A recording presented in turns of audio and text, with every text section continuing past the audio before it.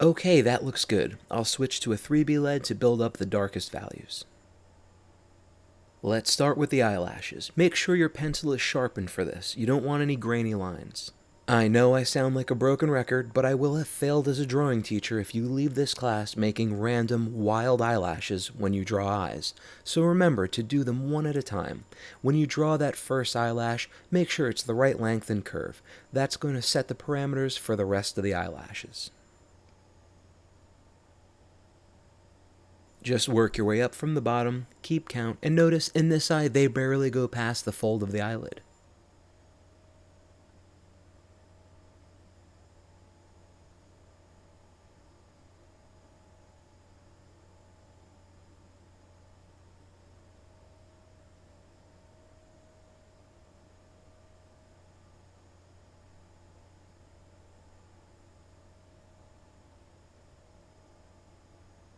Okay, now I'm just going to shade over any areas that need to be darkened. I usually use an elliptical shading technique for this, but do what feels comfortable for you.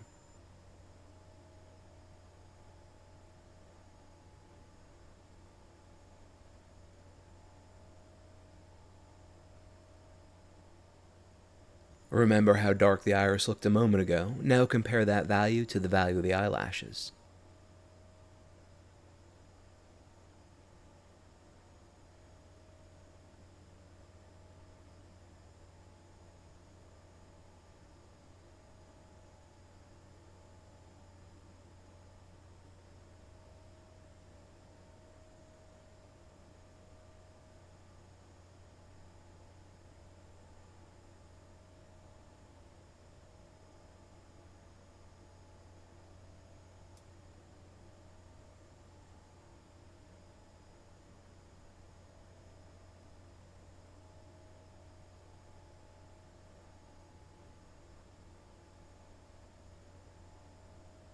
Next, I'll bring the iris up to 10th value. Look how much brighter doing that makes the highlights look. Achieving that contrast is the trick to getting the eyes to look glossy. And look how good the drop shadows from the eyelashes look now that the eyelashes are drawn in. I'll go back into the eyebrow now and draw in a final layer of dark hairs. Remember to leave some midtone hair showing through, that's what's going to give it depth. And be careful not to lose that highlight that we talked about earlier. Highlights help our minds determine what the texture of an object is.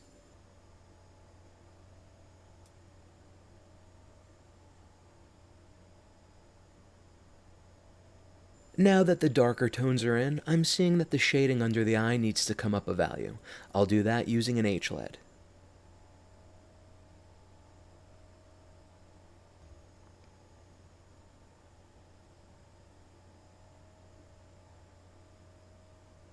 Notice this little shadow in the corner that I missed? See it in the photo?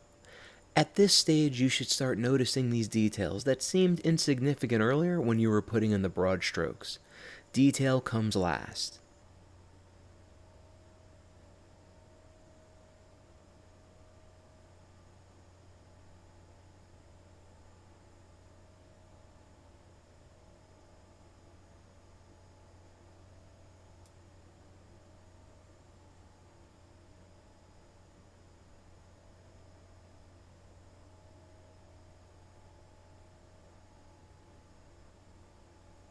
I just need to transition the gradient into the bridge of the nose a little more, and that should do it.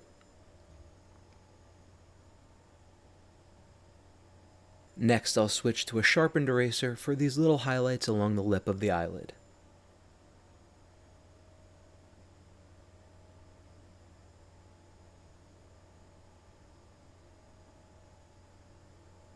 Perfect. I'll just darken the white of the eye a little more with an H-LED to really make the highlights pop.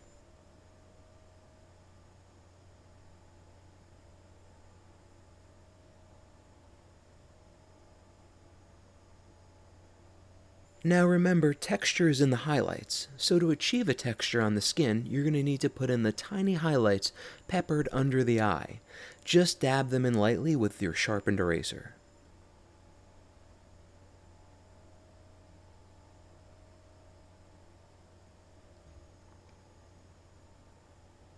I'm just going to go over the gradient on the bridge of the nose a little more. It still looks patchy to me. Notice there is no line defining this wrinkle. It's just third value softly shaded in. It should have a soft edge and no defining line. I also want to even out the texture and the shading up here. This H lead won't make it any darker. It's just too hard of a lead to affect an area that's already that dark. It'll just fill in the grain left behind by the 2B and B leads. Okay, that looks finished. Let's move to the other eye. Back to a 2B lead, I'm going to begin with the darker areas like the eyebrow and the line of the eyelid. No eyelashes yet. I believe I put this one in to make sure there was a flow from the eyelid to the eyebrow. As you know, the rest comes much later.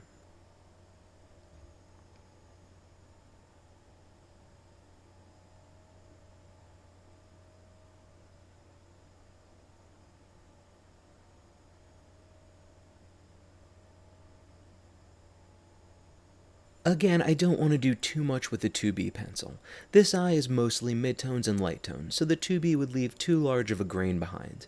I want to leave most of these areas for the B and H leads. Of course, the eyebrow has dark and midtones, so I'll work on it before switching to those.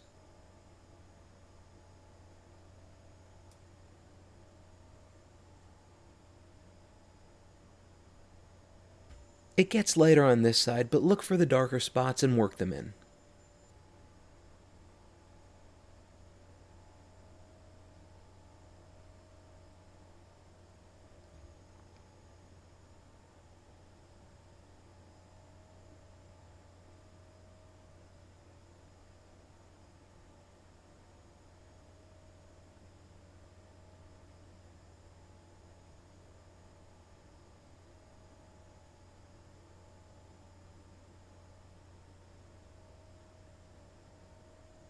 Okay, as I said, the rest of this side is mostly midtones, so I'm switching to a B lead.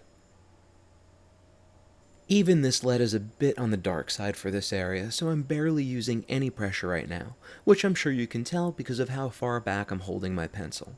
Remember, the further back you hold your pencil for shading, the more control you have over the pressure you use. Here's a tip, this and this are two separate planes, so although they're almost exactly the same value, define them from each other by hatching in a different direction for each plane.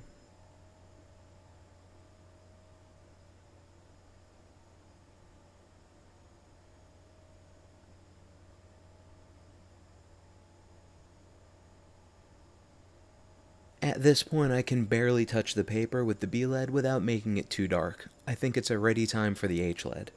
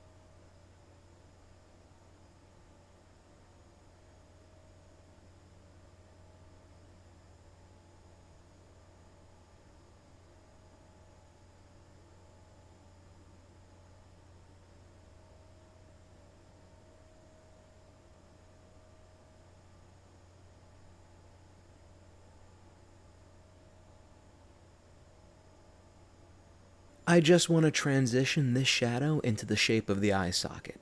It's subtle, but it's there, and it continues down to the corner of the eye.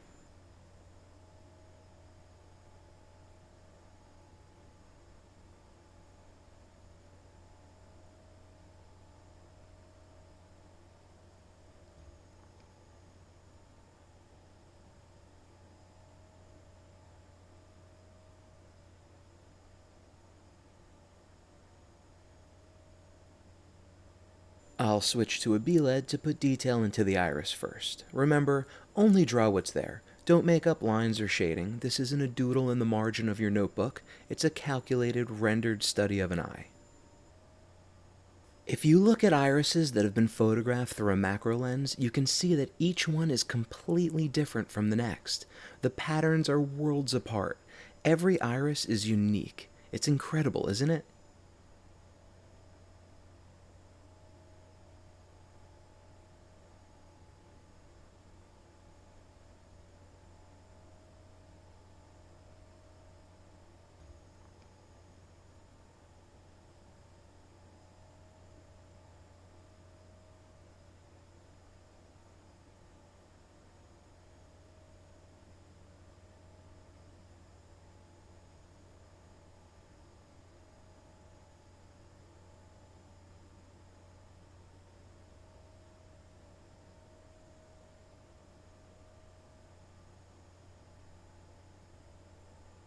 Back to the H-lid again for more detail and to manage the pencil grain.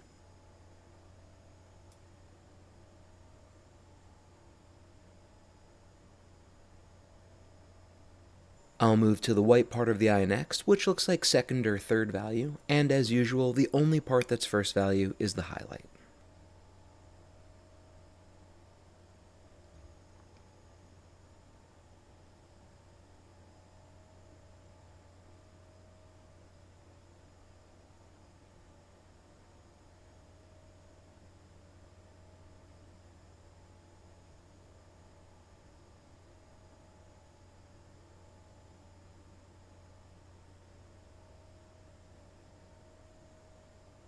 I'll switch to a B-lid for the drop shadow from the eyelid because it gets a few values darker in there.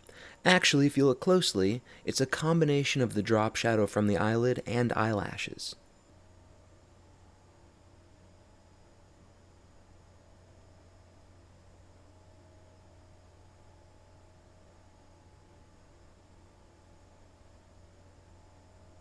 Back to an H-lid for the lip of the eyelid, and notice the bottom eyelashes are creating drop shadows as well. Be sure to give each of them individual attention.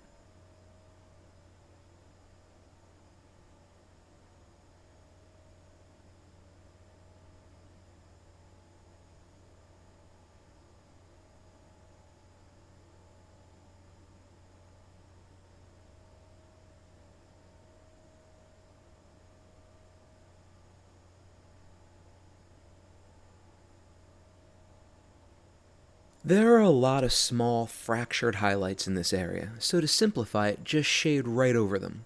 You can extract the highlights later with your sharpened eraser. As I said before, the highlight's most important purpose is to tell the viewer what texture they're looking at. So for example, if something's wet or glossy, it has a lot of very white, curvy highlights with hard edges.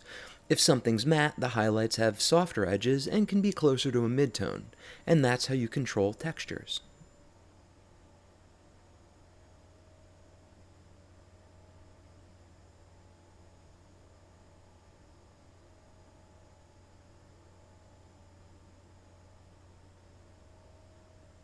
I'm just going to give the vignette a light value so my drawing doesn't look like a cutout.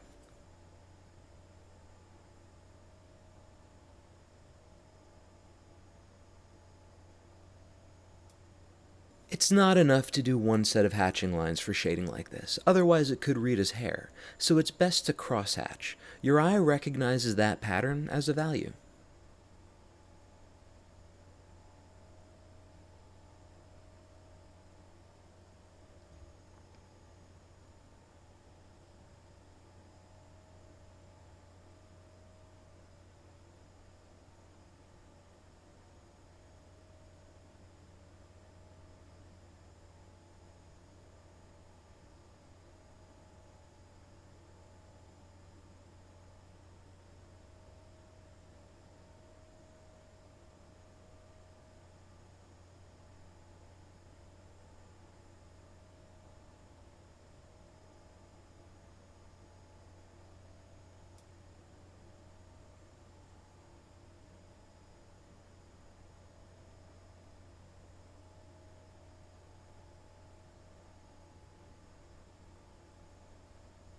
Okay, looks good. I'll switch to a 3B lead and start darkening the areas that need it. And finally, the eyelashes.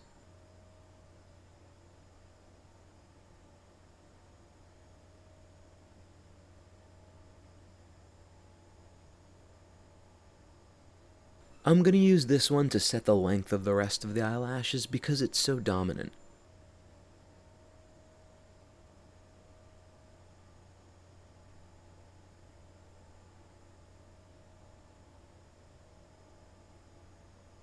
This side just needs a few short lines and darken the mascara.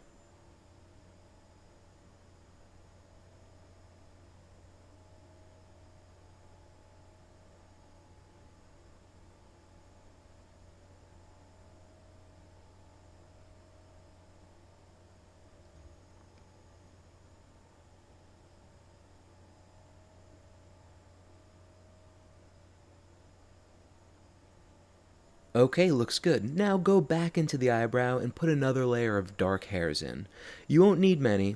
This eyebrow is in direct light, so it's mostly midtones. Putting in a couple of stray eyebrow hairs is an extremely effective way to make your drawing look realistic, but just 2 or 3. Any more than that is overkill and it looks amateurish. Okay, that looks good. I'm switching back to an H-LED to put in some finishing touches and a little fine-tuning to the shading.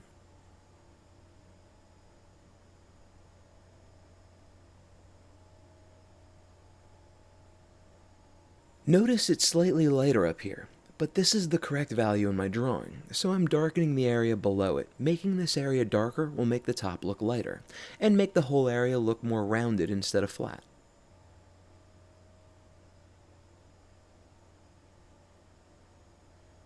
Don't forget this little shadow under here. Look around your drawing and try to find any details like this that you might have missed. Take a moment to step back and make any adjustments to shading that feels segmented or isn't flowing together. This area could come up a value. This shadow pokes down a little more. Now go back in with your sharpened eraser and put in the highlights.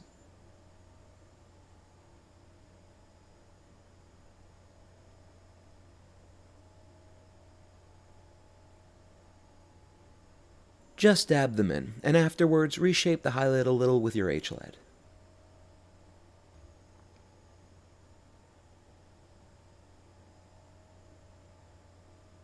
And that's it. We'll be drawing a portrait in the next lesson, so you'll get to put all of your new skills to the test.